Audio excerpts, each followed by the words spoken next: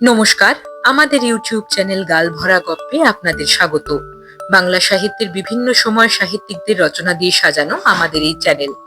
আজ আমাদের নিবেদন লেখক প্রচেত গুপ্তর লেখা গল্প স্টেশনে আসেন রজত সেন। শুনতে থাকুন গল্পটি। কেমন লাগলো জানাবেন কমেন্ট করে। ভালো লাগলে লাইক করবেন, শেয়ার করবেন বন্ধুদের সাথে, আর চ্যানেলটা সাবস্ক্রাইব করতে ভুলবেন না। রজত সেন প্ল্যাটফর্ম ধরে হাঁটছেন। শেষ শীতের হাওয়া বইছে, শিরশিরে ঠান্ডা হাওয়া। শীত চলে যাবার আগে এক ধরনের ঝটকা মারে, তাতে ঠান্ডা বেশি লাগে। রজত সেনের গায়ে গলা বন্ধ কটসুলের জামা, ফুল হাতা সোয়েটার, তার ওপর নস্যি রঙের চাদর, কালো রঙের মাফলার, পায়ে লম্বা মোজা, পুরনো কায়দার পামশু। হাতে একটা লম্বা টর্চও আছে। 3 ব্যাটারির এই টর্চ রজতবাবু বহু বছর আগে কিনেছিলেন। এখনো দিব্যি সার্ভিস দিচ্ছে। মাঝে মাঝে ঝাঁকানি দিয়ে জ্বালাতে হয়, এইটুকুই যা ঝামেলা। মাফলার দিয়ে গলা, কান, মাথা ভালো করে জড়িয়ে নিয়েছেন রজতবাবু। বয়স কম হলো না, এখন অল্প ঠান্ডা লাগলেই কাবু। সেই কারণেই এই সতর্কতা। তবে রজতবাবু চিরকালই নিজের ব্যাপারে সাবধানী, একটু বেশি সাবধানী। এই নিয়ে এক সময় তাকে হাসি ঠাট্টা কম শুনতে হয়নি। অফিসে সহকর্মী, পাড়া প্রতিবেশী, আত্মীয় স্বজন সুযোগ পেলেই কথা শোনাতো। রজতবাবু গায়ে মাখতেন না। তিনি জানেন, সাবধানী মানুষদের চিরকালই হাসি ঠাট্টা সহ্য করতে হয়। লোকে তাদের বলে বোকা, নয় নার্ভাস। সাবধানী মানুষরা নাকি এমন ভয় ভয় থাকে যে জীবনটা ঠিক মতো উপভোগই করতে পারে না। রজতবাবু এসব কখনো মানেননি। তাড়াহুড়ো, ঝুঁকি আর বেপরোয়া থাকার মধ্যে জীবন উপভোগ করার কি আছে তা তিনি বুঝতে পারতেন না। চিরকাল তিনি নিজের বিশ্বাসে অটল থেকেছেন, আজও তাই। এক সময় সহকর্মী অফিসে ঠাট্টা করে বলতো, সেনদা, আপনার অবস্থা তো দেখছি খুবই খারাপ। মনে হচ্ছে এরপর থেকে আপনি দিনের বেলাতেও টর্চ জেলে পথ হাঁটবেন, পাছে ঠক্কর খেতে হয়। রাগ করবার মতো কথা। দিনের বেলায় টর্চ নিয়ে রাস্তায় বেরোবেন কেন? তার কি মাথার গোলমাল? রজতবাবু রাগ করতেন না, বরং সিরিয়াস মুখ করে বলতেন, ভালো কথা মনে করিয়ে দিয়েছো। এবার থেকে অফিসে ছাতা আর টিফিনের সঙ্গে একটা টর্চও আনবো। মেঘলা বিকেলে অফিসের সিঁড়িটা কেমন অন্ধকার থাকে। বাল্বগুলো সেই যে কেটেছে, আর নতুন করে লাগায়নি। অন্ধকার সিঁড়ি দিয়ে নামবার সময় একবার পা ফসকালে আর রক্ষে নেই। পা ভেঙে 3 মাস বিছানায়। টর্চের কথা ভাগ্যিস মনে করিয়ে দিলে। এবার থেকে টর্চ জ্বালিয়ে নামবো। প্রতিবেশীরা বলতো, রজত বাবু, আপনি যেভাবে সাইকেল চালান তাতে স্লো মোশন ক্যাটাগরিতে গিনেস বুকে নাম তুলতে পারেন। যদি রাজি থাকে না, আপনার একটা পাসপোর্ট ফটো পাঠিয়ে দেখতে পারি। রজত বাবু হেসে বলতেন, হুম, তাড়াহুড়ো করে সাইকেল চালিয়ে অ্যাক্সিডেন্ট করবার থেকে তো গিনেস বুকে নাম তোলা ভালো। আর সাইকেলে কতটুকুই বা পথ, স্টেশন পর্যন্ত গিয়ে তো সাইকেল জমা রেখে ট্রেন ধরি। হাতে একটু সময় নিয়ে বেরোলেই হয়ে যায়। আত্মীয় স্বজনের বিয়ে বাড়িতে গেলে খাবার সময় ভাবনা চিন্তা করেন রজতবাবু। কোন খাবারটা নিরাপদ, কোনটায় অম্বল হবে না, পেট কনকন করবে না।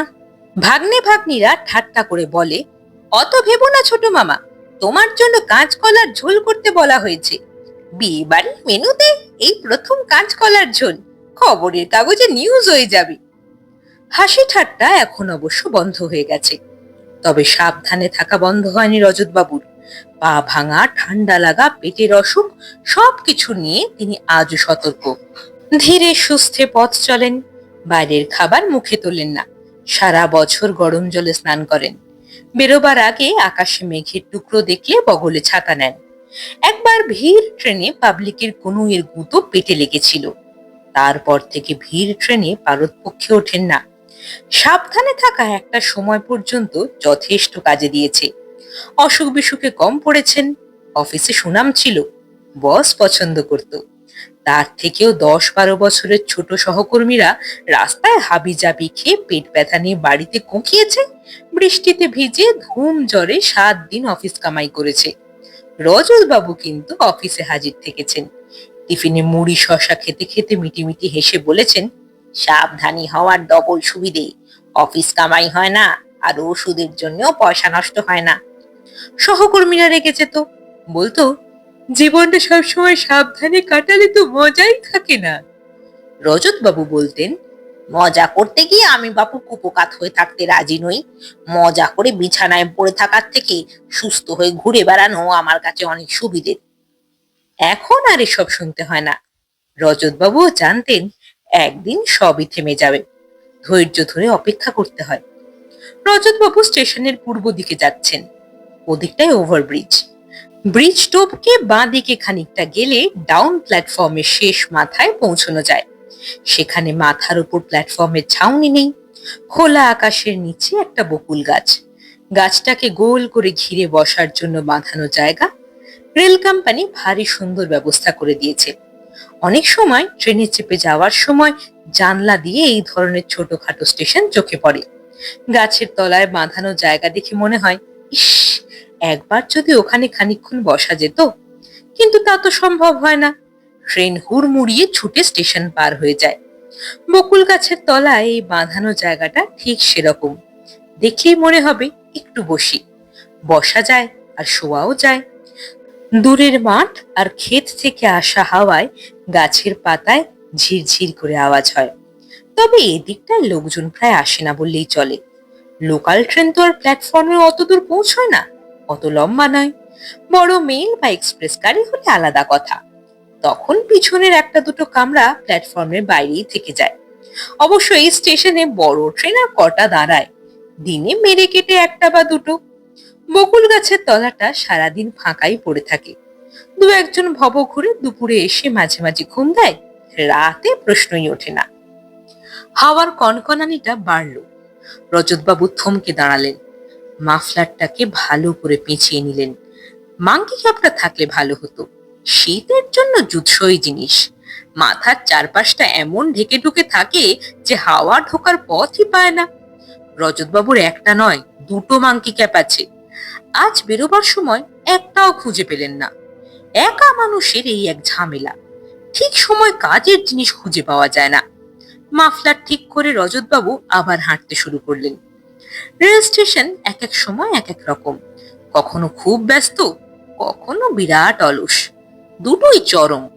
ব্যস্ততার সময় হুড়োহুড়ি ঠেলাঠেলি চেঁচামেচির শেষ নেই। আর যখন অলস, তখন একেবারে কোনো নড়াচড়া নেই। অজগর সাপের মতো ঝিম মেরে পড়ে থাকে। ট্রেন আসা যাওয়ার খবর হলে আড়মোড়া ভেঙে ওঠে। এখন রাত কটা? 11টা হয়ে গেছে। শীতের রাত, মনে হচ্ছে আরো বেশি। আচ্ছা, রজত সেন এত রাতে স্টেশনে কি করতে এসেছেন? তিনি কি ট্রেন ধরবেন, কোথাও যাবেন? তাকে দেখে কিন্তু সেরকম কিছু মনে হচ্ছে না। হাতে ব্যাগ ট্যাগ কিচ্ছু নেই। শীতের রাতে ট্রেন জার্নি করতে হলে সঙ্গে একটা ব্যাগ অন্তত থাকা উচিত। তাতে মোটা চাদর থাকবে, জলের বোতল থাকবে, তেমন হলে একটা গল্পের বইও থাকবে। সেসব কিছুই তো নেই। তাছাড়া এই সময় ট্রেন কোথায়? আপ ডাউন দুদিকের লাস্ট ট্রেনই চলে গেছে। গাড়ি আবার সেই ভোর রাতে। কলকাতা যাবার প্রথম ট্রেন 3:22। মাঝখানে দুটো এক্সপ্রেস আর একটা মেল স্টেশন টপকাবে। এই যেমন খানিকটা পরেই যাবে মাঝেরহাট এক্সপ্রেস। তবে সেসব গাড়ি এখানে থামবে না। কান ফাটানো হুইসেল বাজিয়ে ঝড়ের বেগে ছুটবে। তার মধ্যে কারো কারো ইচ্ছে হলে স্টেশনের কাছে গতি কমায়। একটা সময় মাঝেরহাট এক্সপ্রেসের এই কাণ্ড ছিল। সিগন্যাল না পেলে দাঁড়িয়ে পড়তো স্টেশনের বাইরে। দু একজন ওঠানামা করতো, তবে সে একেবারে হঠাৎই। যদি ট্রেন দাঁড়ায় তাহলে ছুটে গিয়ে ওঠা যাবে, এমন ভেবে নিশ্চয়ই কেউ এত রাতে স্টেশনে ওঠে না। তাহলে তাহলে রজত সেন এত রাতে কি করতে এসেছেন? মাঝরাতে স্টেশনে বেড়াতে এসেছেন নাকি? না, বেড়াতে নয়। রজতবাবু এসেছেন দরকারে। বছরের এই একটা রাতে রজতবাবু স্টেশনে আসবেনি। গত 3 বছর ধরে এই কাণ্ড চলছে। সে যতই শীত পড়ুক আর অসুবিধে হোক। গতবার তো খুব বৃষ্টি হয়েছিল, অসময়ের ঝড় বৃষ্টি। রজতবাবু রেইনকোট পরে ছাতা মাথায় এসেছিলেন, ভিজে একসা। রজতবাবু আসেন সাইকেল চালিয়ে। বাড়ি থেকে স্টেশন পর্যন্ত সাইকেলে আসতে আধ ঘন্টার কাছাকাছি সময় লাগার কথা। একটা গ্রাম পেরিয়ে খালের সেতু টপকে বাজারের কোল ঘেঁষে আসতে হয়। রজতবাবুর আরো 10-12 মিনিট বেশি লাগে। তিনি ধীরে ধীরে সাইকেল চালান। শীতের রাতে পথঘাট শুনশান থাকে। অন্য কেউ হলে বনবন করে ছুটতো। আধ ঘন্টার পথ 15 মিনিটেই ফুরিয়ে দিত। সাবধানী রজতবাবু তা করেন না। তিনি এক হাতে টর্চ জেলে দেখিয়ে শুনে সাইকেল চালান। এলাকার কেউ কেউ রজতবাবুর এই নৈশ সফরের খবর জানে, সবাই জানে না। যারা জানে না তারা অবাক হয়। এই তো আজই হয়েছে। শশধর আর ছিদাম দোকানের জিনিসপত্র গুছিয়ে বাজার থেকে ফিরছিল। আজ তাদের রাত হয়ে গেছে। দুজনেই হনহন করে হাঁটছিল। খিদে পেয়েছে খুব। খালের কাছাকাছি আসবার সময় হঠাৎই একটা আলো চোখে পড়ল। আলোটা যেন লাফাচ্ছে। ছিদামের বয়স কম, তার আবার ভয়ও বেশি। সে থমকে দাঁড়ালো, শশধরের হাত চেপে ধরল। এই শশধর দা, ওটা কিসের আলো? শশধর ভুরু কুঁচকে বলল, টর্চের আলো। ছিদাম কাঁপা গলায় বলল, তা সে আলোটা লাফাচ্ছে কেন? শশধর একটু খেয়াল করে বলল, মনে হচ্ছে সাইকেল থেকে কেউ আলো ফেলছে। ছিদাম শশধরের গা ঘেঁষে এসে বলল, এই শীতের রাতে সাইকেলে করে কে যায়? চোর ডাকাত নয় তো? শশধর চাপা গলায় ধমক দিয়ে বলল, চোর ডাকাত হতে যাবে কেন? চোর ডাকাত সাইকেলে চেপে টর্চ জেলে যায় কখনো?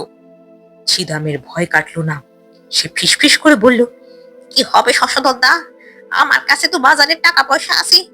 লোকটার কাছে ছুরি বন্দুক যদি থাকে, টাকা পয়সা কেড়ে নেবে না তো? এবার শশধরও চিন্তিত হলো।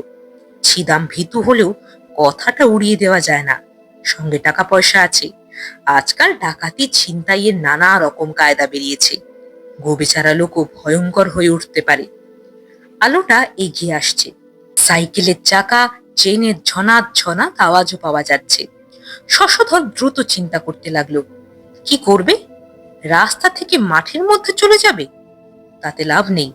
লোকটা যদি সত্যি চোর ডাকাত হয় আর হাতে অস্ত্র টস্ত্র থাকে, সেও তাড়া করবে। না, এরপর থেকে আর টাকা পয়সা নিয়ে এত রাতে বাড়ি ফেরা যাবে না। ফিরলেও দল বেঁধে ফিরতে হবে। ইস, আজই কানাই, রতন, নিখিল একসঙ্গে ফিরবার জন্য ডাকাডাকি করছিল। ওদের সঙ্গে বেরোতে পারলে আর চিন্তা ছিল না। গোছাতে গোছাতে দেরি হয়ে গেল। সাইকেল এগিয়ে আসছে। চালককে দেখা যাচ্ছে না। অন্ধকারে মিশে আছে যেন। ছিদাম শশধরের কাঁধের কাছটা খেমচে ধরল। শশধর চাপা গলায় বলল, ভয় পাস না, আমরা তো দুজন আছি। একটা লোক আমাদের কি ক্ষতি করবে? ছিদাম কাঁদো কাঁদো গলায় বলল, কি হবে দাদা? শশধর বলল, রাস্তা ছেড়ে নেমে আয়। কথাটা বলে একরকম টান মেরেই ছিদামকে নামিয়ে নিল শশধর। মেঠো রাস্তা ঢালু হয়। এদিকটায় খাল থাকায় এইদিকে ঢাল বেশি। সেই ঢালের কারণে দুজনে খানিকটা আড়ালে চলে গেল। শশধর ফিসফিস করে বলল, লোকটার দিকে তাকাবি না, উল্টো দিকে মুখ করে থাক, আমাদের যেন ঠাউর না করতে পারে। আজকে অমাবস্যা, তাই মনে হয়। চারপাশ ঘুটঘুটে অন্ধকার, তার উপর কুয়াশার চাদর। সবকিছুই আবছা। আঁকা বাঁকা সরু মেঠো রাস্তার উপর দিয়ে ঝনঝন করে রজতবাবুর সাইকেল চলে গেলেও আরো খানিকটা সময় চুপ করে দাঁড়িয়ে রইল শশধর আর ছিদাম। ছিদাম নিশ্চিন্তে নিঃশ্বাস ফেলে বলল, হ্যাঁ, চলো শশধর দা, লোকটা দেখতে পাইনি। রাস্তার উপর ফিরে আসতে আসতে এবার শশধরের একটা ঘটনা মনে পড়ে গেল। আরে, আজ কত তারিখ? এই দিনটায় পালপাড়ার রজত সেন স্টেশনে যায় না? কিন্তু লোকটা কি রজত সেনই ছিল, নাকি অন্য কেউ? শশধর থম মেরে রইল। ছিদাম হেসে বলল, কি হয়েছে শশধর দা, হঠাৎ থম মেরে গেলে যে? আর তো ভয় নেই। শশধর চাপা গলায় বলল, কিছু হয়নি, লোকটাকে খেয়াল করলি? ছিদাম দাঁত বের করে হেসে বলল, খেয়ে পেয়েছো? ডাকাতকে খেয়াল করে মরি আর কি। তা কেন বলো তো? শশধর বলল, কিছু না, তাড়াতাড়ি চল। রাতে রজতবাবুর স্টেশনে যাওয়ার ঘটনা শশধরের মতো অল্প কয়েকজনই জানে, তবে আলোচনা করে না। স্টেশনেও তাই। স্টেশন মাস্টার কার্তিক বাবু, চায়ের দোকানদার গগন, বলাই ভিখিরি আর ভবঘুরে পটাশ জানে এই দিনটায় রজত সেন আসবেন। নিজের মতো হাঁটতে হাঁটতে প্ল্যাটফর্মের মাথা পর্যন্ত যাবেন, বকুল গাছের তলায় বসবেন। যতক্ষণ না মাঝেরহাট এক্সপ্রেস হুস হুস করে সামনে দিয়ে চলে না যায়, বসে থাকবেন চুপটি করে। কাউকে বিরক্ত করবেন না। নিজের মতো আসেন, নিজের মতো চলে যান। মুখোমুখি হলে হয় অন্যমনস্ক থাকেন, নয় মুচকি হাসেন। প্রথম বছর কার্তিক বাবুর সামনে পড়েছিলেন, থতমত খেয়ে যান। রজত বাবু হেসে জিজ্ঞেস করেছিলেন, হে হে, শরীর ভালো তো? সময়টা ভালো নয়, আপনার আবার বাইরে কাজ, গরম পোশাক পরবেন। গতবার বৃষ্টিতে ভিজে গগনের দোকানের সামনে গিয়ে দাঁড়িয়েছিলেন। গগন তখন দোকান গুটিয়ে ফেলেছে। শীতের রাত, তার উপর ঝড় বাদলা, কে চা খাবে? ট্রেনও আর নেই। রজত বাবুকে দেখে আঁতকে উঠেছিলেন। এক কাপ চা হবে নাকি ভাই? খুব ভেজান ভিজেছি। শুধু আমাকে না, বেচারি বলাইটাকেও দিও। ছেলেটা শীতে কাঁপছে, ঠান্ডায় নিউমোনিয়া না হয়ে যায়। শুধু কি তাই? মোটেও নয়।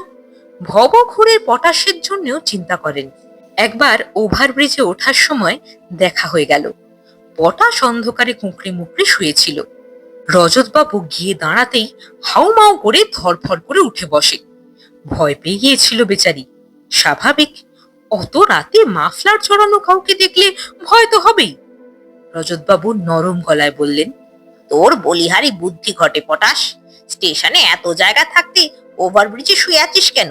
মশার কামড়ে ম্যালেরিয়া হলে কে দেখবে রে বেটা? এই লোককে বিরক্ত করার প্রশ্ন ওঠে? একেবারেই না। তাছাড়া স্টেশন তো কারোর একার নয়, যার দরকার যাওয়া আসা করতেই পারে। রজত সেনেরও নিশ্চয়ই দরকার আছে, নইলে এত রাতে আসবেন কেন? গগন একবার ভেবেছিল জিজ্ঞেস করবে, বলাই আর পটাশি বারণ করেছে। বলাই বলেছিল, কি দরকার বাপু, উনি যদি রেগে যান? পটাশ বলেছিল, জান কি, যাবেনি? এই যে স্টেশনে এত লোক যায় আসে, আমরা কি তাদের কারণ জিজ্ঞেস করি?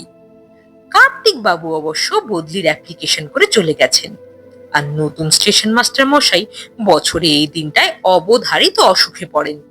ভোরের আলো ফোটার আগে ঘর থেকে বেরোতেই চান না। ট্রেন এলে কোনো রকমে ফ্ল্যাগ দেখিয়ে ঘরে সেঁধিয়ে যান। রাতে রেল স্টেশন ভালো লাগে রজত বাবুর। শুনশান ছমছমে, মনে হয় সারা দিনের হইচইতে স্টেশন ছিল বিরক্ত। এবার নিজের মতো একা হয়েছে, শান্ত হয়েছে। Platform, overbridge, rail line, ticket ঘর, লোহার বেঞ্চ, চায়ের ঘুমটি সব কিছু নিয়ে গুড়ি সুড়ি মেরে ঘুমিয়ে পড়েছে। দূরে সিগন্যালের আলোরাও ঝিম মেরে থাকে। কুয়াশা মেখে ধোঁয়া ধোঁয়া। রজত সেন বকুলতলায় বসে আছেন। শীত করছে, আবার ভালোও লাগছে। পরের বছর সঙ্গে একটা ফ্লাস্ক আনলে কেমন হয়?